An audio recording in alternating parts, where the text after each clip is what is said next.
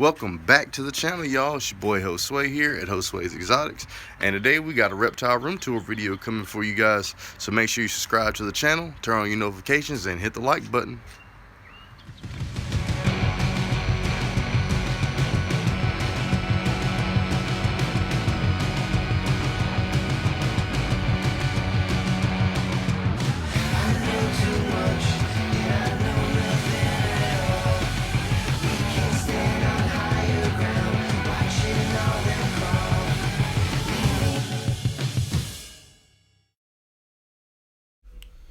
So to start this video off, you got my pit bull Duke here.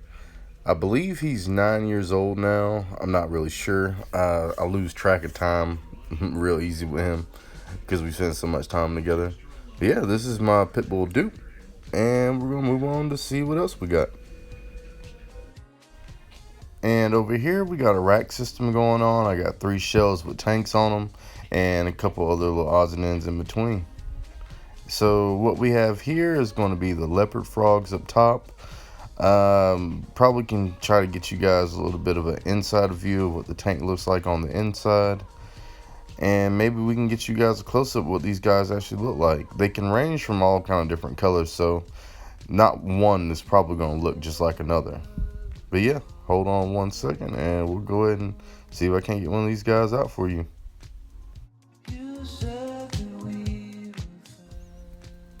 Alright, so these are the leopard frogs. They are fairly common around this area. You can find them pretty much anywhere around any body of water, next to American bullfrogs and other things like that. The very first signifying factor that you have a leopard frog is the spot that's going to be on their eardrum, which I'll give you a close-up in just a second, let you guys see that. And the next signifying factor is going to be the dorsolateral ridges that's on the sides of the body, which are the white lines that you guys can see. And obviously the third thing is the spots. But yeah, these are the leopard frogs. Tell me what you guys think about them.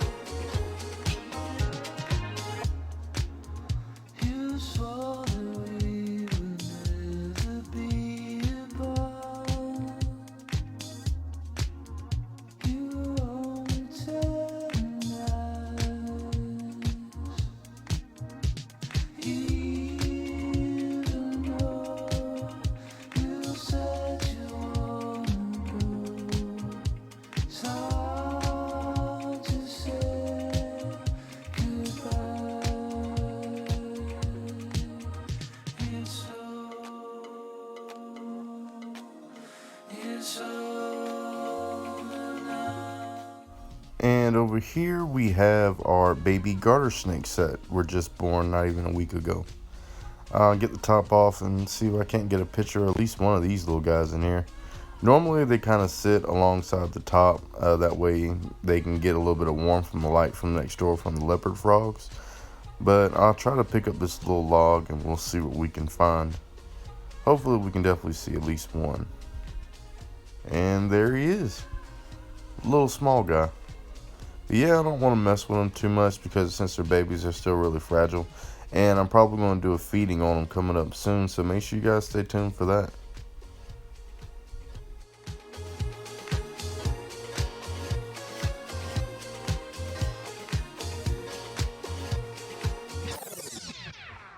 Alright, so coming down from the frog tanks and the garter snakes, we have one of my most favorite animals and also the mascot of Josue's Exotics, the Crimson Day Gecko. He's a pretty awesome little gecko. He's real lime green color. Just want to give you guys a little bit of a view of what his whole terrarium looks like. I have him in a bioactive setup with like 4 live plants, I believe. He has a watering dish in here. It's kind of being hidden a little bit. He's got LED lights, basking lights, you name it. I got them set up pretty good, but I'll try to give you guys a little bit of a close-up with the macro lens and get a shot of this with my regular camera, and you guys can tell me which one you like better. This plant that you just saw, I see isn't really doing too good, but I believe it's just I had to get it repotted because the roots kind of outgrew the pot it was in, and I just planted it in the soil. But yeah. Alright, so this one's going to be a video from just my regular camera. You can see the graphics are still pretty good here, but I kind of want to see what you guys think, if I can make it a little bit better. I'm also playing with the brightness in the video with a little smaller other things. But yeah, the next shot will definitely be with the macro lens, and you guys can definitely see the difference.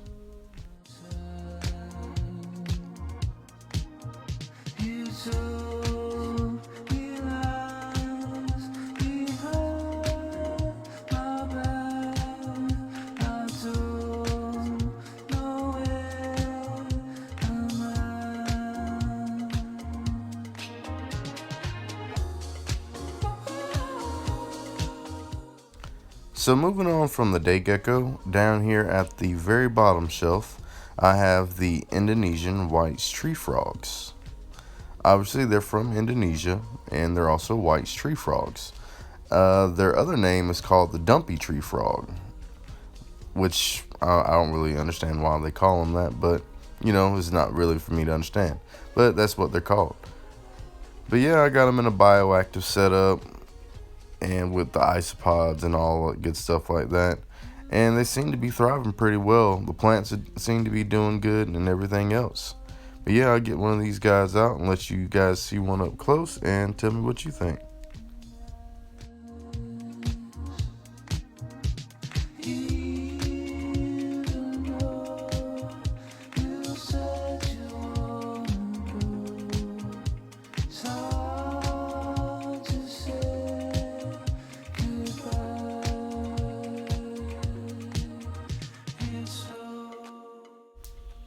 So yeah, these guys are the white tree frogs.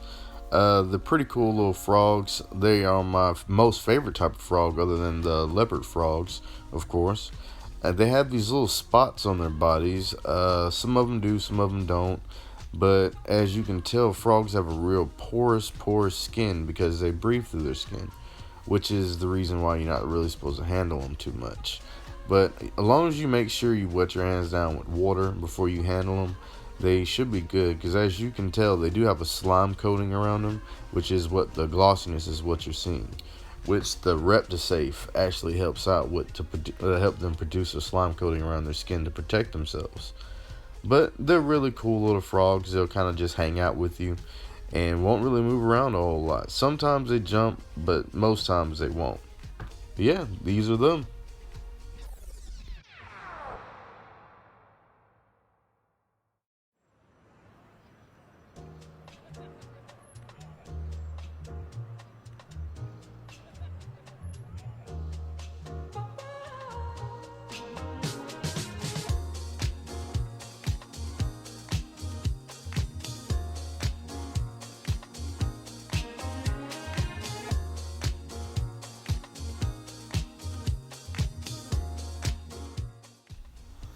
So yeah, that's pretty much it for the whole shelf that I have over here on this side of the room.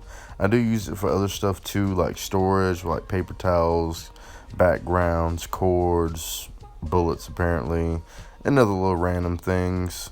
And in between the day gecko and the frogs, I also keep some reptile food and other small little things like wood, cricket cages, and of course all my reptile supplies. And up first we have the Rapashi superfood for crested geckos, but this one I always also use for the day gecko, which works out pretty good for him. He likes it, enjoys it. And next we have the Nature Zone bites for fruit eating geckos, which is really good stuff for them, something sweet for they can eat. As far as my crickets, I feed them these orange cubes by Flukers. They're pretty good because it gives them food and nutrition. I have Reptivite over here, which is pretty much vitamin D3 for all of them. I have Flukers freeze-dried mealworms, and also have a ball of ReptiSafe, which helps with the frogs with their slime coat development. But yeah, that's pretty much it for the whole shelving unit. I got the infrared thermometer, sprayers. I also have 2 more sprayers down below. Make sure you guys label both of your sprayers, one bleach and one water. That way you can keep those labeled and don't mistakenly spray your reptiles with the wrong one. And over here we have the giant bass that my mom caught. I believe it was 12 pounds, but she caught it out of Fort Stewart, Georgia, out of one of the ponds on the military base. But it's probably one of the biggest fish I've ever seen. And over here on the other side of the room, we have the milk snake cage Peter, and we have the little baby garter snakes. So yeah, give me 1 second, let me get Peter out of his cage and I'll give you a close-up. Here's my Puebloan milk snake Peter. He is actually a captive bred milk snake, but they can be found in the wild next to Pueblo, Mexico, or Oaxaca, Mexico. Hence the reason why they're called the Puebloan milk snake. Another fun fact about these guys, they have another name. They're called the Campbell's milk snake, named after the person that found them, obviously. But they are also a subfamily of the king snake family. So yeah, if you guys ever want to look to find like a little king snake, this will be a real good one to get. They're red, yellow, and black because in their locality they mimic the coral snake, and that helps them to avoid predators. But yeah, this is Peter. So yeah, I just want to show you guys a little bit about Peter's enclosure. I have him in a 12 by 24 by 24, I believe, Exoterra. These are really good cages for their front opening. But yeah, I just got a couple fake plants in here with a water bowl, hides. And as far as lighting goes, I pretty much just have him with a ceramic heat emitter. I don't know if you guys ever seen one before, but a ceramic heat emitter is just a regular bulb, but it's made out of ceramic and it only puts out heat and no light at all. But they're really awesome little lights for nocturnal species if you need something that doesn't really put out any light. They're a little bit on the more expensive side, but I'd recommend getting them online. But yeah, give you guys a little bit of a look around, let you see what the top looks like. But yeah, I highly recommend these cages.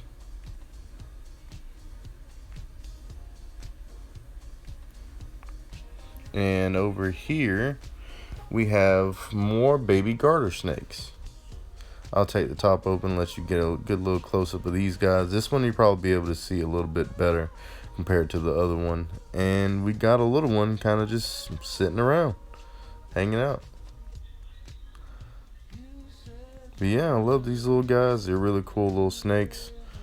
But yeah, we'll keep on going.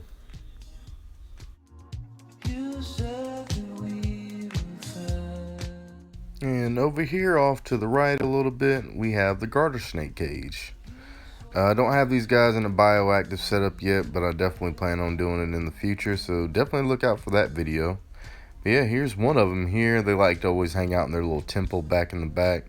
That's their warm hide, and then pretty much everywhere else is cool hides. They even sometimes hide up on the water bowl like this one likes to do. So yeah, these are the garter snakes. I gotta go ahead and try to get one of these guys out, and that way you guys can get a close-up shot. Alright, so this is my youngest garter snake that I have. They are pretty cool little snakes. They're technically venomous snakes, but they are rear fang snakes, means they don't have the two big fangs like other cobras and vipers and stuff do. So these guys have to kind of chew on you for a little bit, for that way they can envenomate you. But it's normally only really effective against toads and all, which is the primary food source of these guys out in the wild. But yeah, this is the first one, and I'll show you what the other one looks like in just a second. We'll just give you a couple more good shots of this one first.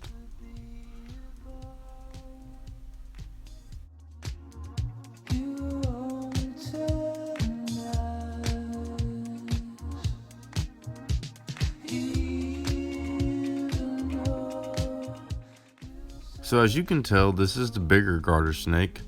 Another big difference is the coloration difference on them. This one has a little bit more red and black on her, or red and black stripe pattern, than what the other one has, which is a little bit more black and white stripe pattern. So yeah, but they are the same locality of species. They're both supposed to be northern garter snakes. But you know, everything's different in the wild. So, and with these guys, most garter snakes are going to be wild caught. If you find a captive bred one, I would definitely recommend getting that than getting a wild snake, because a lot of times the wild caught ones don't really do as well in captivity, but these snakes do. And they also benefit to be kept in pairs, which is the reason why I got 2 of them. So yeah, this is the whole garter snake enclosure. As far as lighting goes, I pretty much just have a little basking light over here with a little bridge, and they go over there and go lay on it, or just pretty much anywhere in that whole little area, like this little guy likes to do. This one, not so much. I don't know what he's doing, but you know, snakes being snakes. But yeah, these are the garter snakes, and we'll probably go ahead and move on to the last animal, the ball python, the piece de la resistance.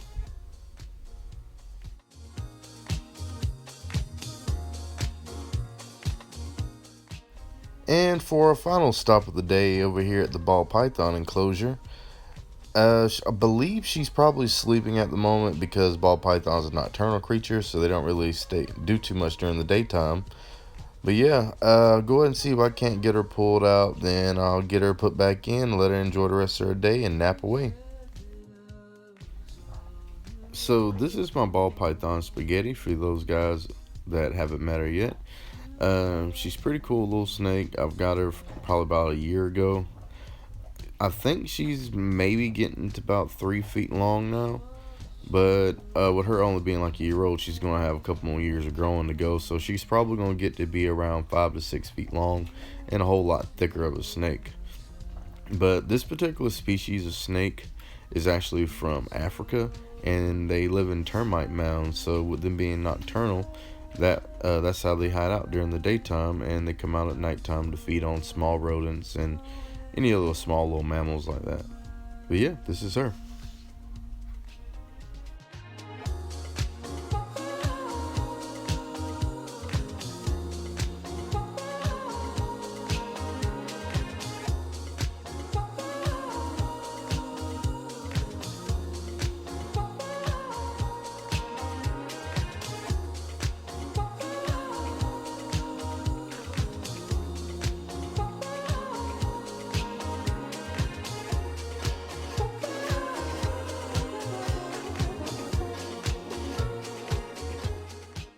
Alright guys, so that's Spaghetti the ball python.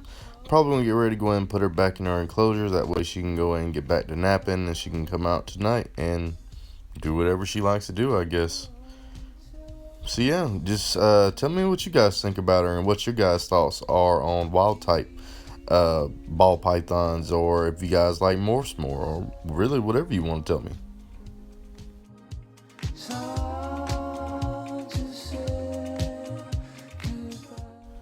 As far as Spaghetti's enclosure, over here on the right, up under the half log, I have the warm hide, which she likes to go to fairly often. And on the left side, I have the cool hide, which is just a little rock formation hide that I found at Petco.